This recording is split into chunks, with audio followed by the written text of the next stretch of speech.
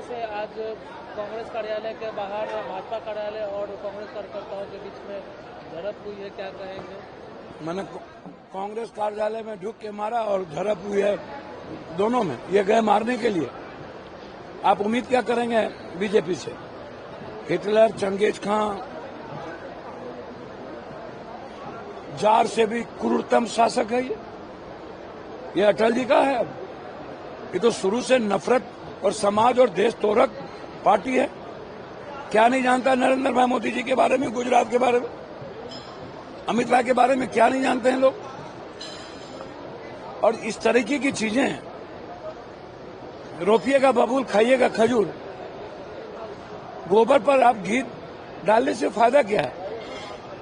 गोबर की ही मां कहेगी।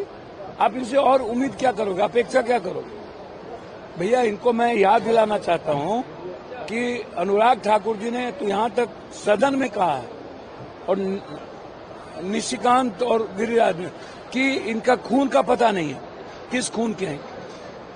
इससे बड़ी गाली हो सकती है क्या? कोई जवाब दिए राहुल जी, प्रियंका जी।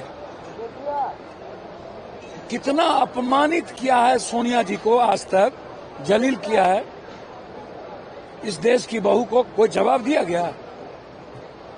कितना नफरत किया है सोनिया जी से और कितनी गालियां दी गई है नेहरू जी से लेकर के इंदिरा जी तक को, राजीव जी तक को।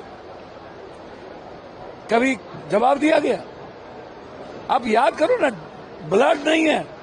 और भैया, क्या नहीं, भैंस चुराएगा, ये तोड़ लेगा, मंगलसूत्र छीन लेगा, क्या नफरत पैदा नहीं करते देश के प्रधानमंत्री?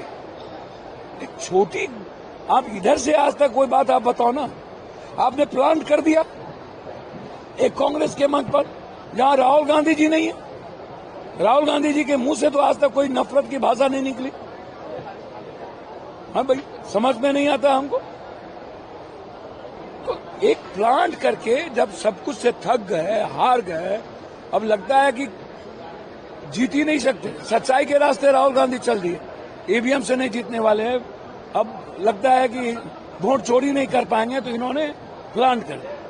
चलो भाई, प्लांट करो, प्लांट करो, एक माहौल बिगाड़ो। तो जो जवाब तो कांग्रेस कल्चर है नहीं, टिट फॉर टैट।